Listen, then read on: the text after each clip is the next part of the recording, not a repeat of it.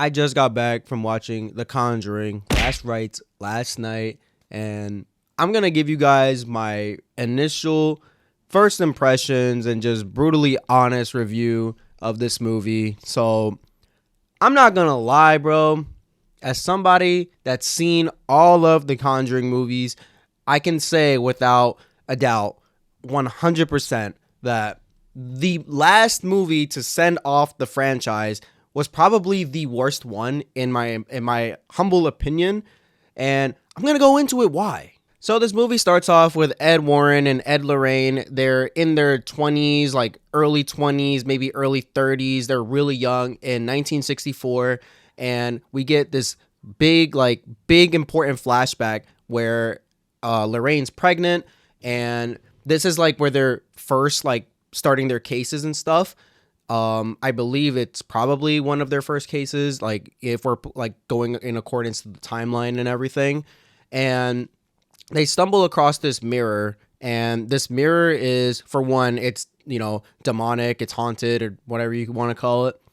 And Lorraine comes in contact with this mirror at the very beginning of the film, and to which, when she puts her hand on the actual glass of the mirror, something inside of her gets affected, and it's the baby. The baby that she is pregnant with is now being affected by this mirror, and they rush to the hospital because she's not feeling that great, to which you see the demon that is trying to, to control the baby or take the baby from Lorraine or whatever, is in the hospital room. Like, she's like, the thing is literally in the ER room while they're trying to push this baby out. And Ed Warren is not aware of this. And Lorraine keeps telling him, please don't let it take the baby. Please don't let it take the baby. And he goes on to say, what are you talking about? Who's going to take the baby? So the baby gets pushed out, and the baby seems like it's dead. The doctors are quiet. They're not making a single peep about it. And she keeps saying, Lorraine, she keeps saying, please let me have my baby. Please let me have my baby. To which they hand her the baby, and the baby's non-responsive. Everybody in the theater when I went was just completely in utter shock. Like, wow, like, is the baby really dead? To which then a minute passes by, and the baby wakes up. You're like, oh my God, it's a eureka moment. The baby wakes up.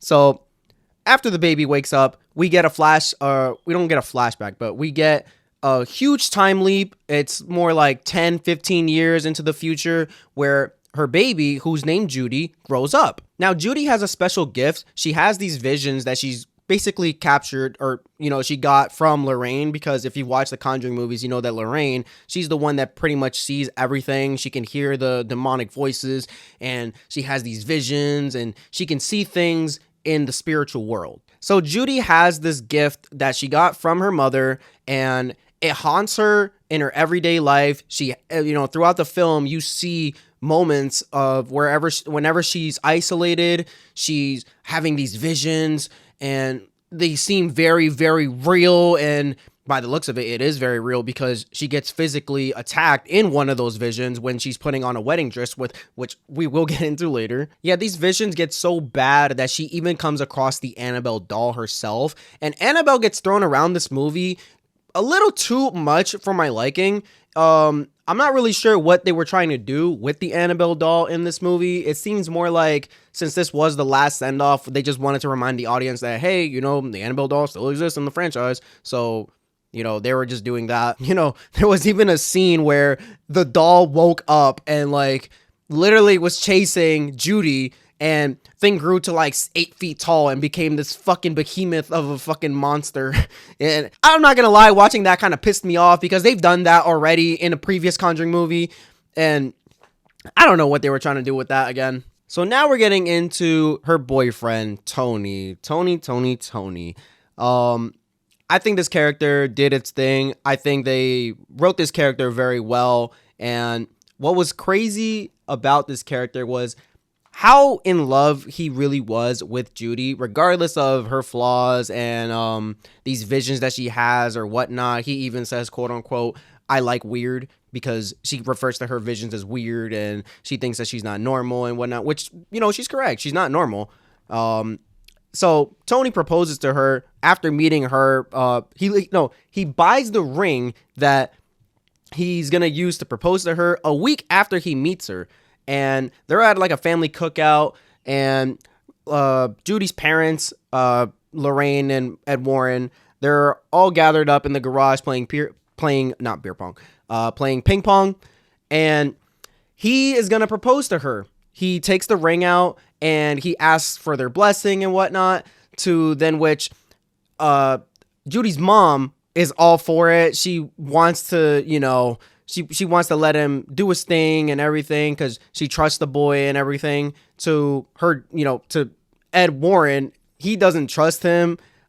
He feels like it's just too soon, which if you are buying a proposal ring for somebody that you've met just a week after you've met them, yeah, that I would kind of feel the same way, but that's beyond the point. I feel like the characters' chemistry throughout the film actually, was pretty solid on that part. I don't think that, their acting was bad. I think it was pretty well written for the most part. But let's go into the meat and the bread and butter of this film, which is the family that is being haunted in PA. So they received this mirror as a gift. I forget the little girl's name, but one of the main girls. I'm gonna just refer to her as A, for the sake of this video, because I really don't remember her name. So the two daughters, they try to remove the mirror, and in the process, they successfully take it out the house, and you even see the dumpster people, the people who take the garbage and stuff. They come and get the mirror. The mirror shatters in the truck, and lo and behold, it is gone. It ceased to exist. That's it. It's gone. But even after the mirror is shattered to pieces, they are still being, tormented by something in the house, and they still have yet to figure out what is going on. I also forgot to mention there is another character, the priest. I forgot his name as well. I'm sorry. I'm bad with names. So the priest does play a critical role in this film because he actually goes to their house to give them assistance, and he checks out the place, and until he goes into the basement, this is where you see him throwing holy water in the basement, and the holy water seems to be evaporating, and it's just like not doing anything, to which he goes, he rushes out the house, and he lets the owner of the house know, this is going to get reported to the church. I'm going to help you guys. Now, this is the same priest that works with Ed Warren and Lorraine. So he heads to the church, and while he's on his way there, he's talking to a lady, and the lady tells him, all right, yeah, this is urgent. Okay, we are going to take this and escalate the situation and get you the help that you need for these people in the house in PA. To then which a demon comes and basically isolates the priest, and he takes out a cross and he tries to fight back with the power of God, but it's just not enough because this demon is strong, and it literally isolates him in permanent darkness, and it makes him hang himself, which is just like wild. So now we're at the funeral. Everybody's grieving. Everybody's sad. Boo-hoo. Okay, yeah, priest is gone. Whatever now. Now this is where the movie actually starts to pick up and feel like The Conjuring. So Judy places her hand on the casket of the priest, and she has a vision. She sees that his last whereabouts were in a house in PA. So she runs off and she goes off to this house. She meets the family, and Ed Warren and Lorraine, they're just frantic, and they're looking for her daughter and everything, and they're just trying to find Judy. So they track Judy down in this house in PA, to then which this is where the actual movie starts to feel like it's coming together, and everything has just been a build up to this very moment. They meet the family, and Ed Warren and Lorraine, they don't want to help initially because they're done with this. They've put this life behind them, and they just want to move on with their life and just raise their daughter. Well, not raise because she's grown and she's basically getting married and stuff, but you get my point. So as Ed Warren and Lorraine are in this house and the movie is finally starting to pick up, they go to the attic and they find the mirror that was there and tormented them in their 20s. So the mirrors followed them, and now they're having all these flashbacks. They're lore dumping on this family, letting them know that this mirror has an entity that's something different, and it's just horrible. It's strong, and it's even suppressing Lorraine's visions and not letting her use her powers to her max efficiency. Fast forward a little more, Judy gets possessed, and then she runs into an encounter with the Annabelle doll. Thing comes to life, and shit gets crazy. People start fucking flipping and shit. Windows are breaking. Everything is going crazy. And I'm just upset that we didn't really get more of this until the last 40 minutes of the film, like last 40, 30 minutes of the film, because everything just feels like a build up leading up to this moment. And I don't personally like that. But I do feel like it makes sense because this is the last movie of the franchise. So they have to, build the timeline and follow the timeline accordingly and, give the characters a proper send off. So then they get into the final boss fight, I guess you can call it, because the mirror looks like it's fucking evolving and about to fucking go Kamehameha on them.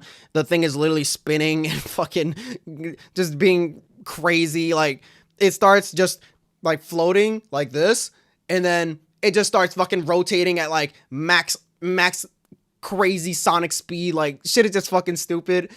And the mirror is dragging Tony, her boyfriend, by the on the ground and shit. Shit's like cutting his leg, and then like it's just dragging him, and like the mirror is literally on his neck the whole time, mind you.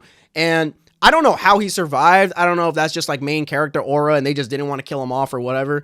But personally, if that shit was me, bro, I would have been fucking dead. I don't know how the fuck he survived or whatever the fuck. They did everything in their power to keep him alive, because at the end of the movie, Judy and her boyfriend, they get married and they get their proper send off and everything. And characters live happily ever after. But if I'm going to be honest, I just feel like this movie played it too safe. And I feel like they had every right to do so, because this is the last one of the franchise and they won't be making any more. But I don't know. I think like it was okay. It just didn't really like, it wasn't really my cup of tea. It didn't really like hit, check all the boxes for me. I wish that when they were at the wedding or something, that she saw that Judy's seen a demon or something or whatever, and then the movie just ends or some shit. It just reminds people that this is a horror movie and not everyone gets a happy ending, in a horror movie. But yeah, personally, I'm going to give this movie a 6 out of 10 just because it just didn't tick all the boxes for me.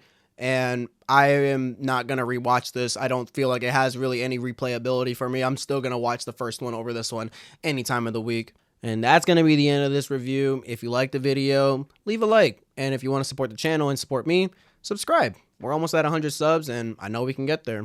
Thank you guys so much for watching, and I'll catch you in the next one. Peace.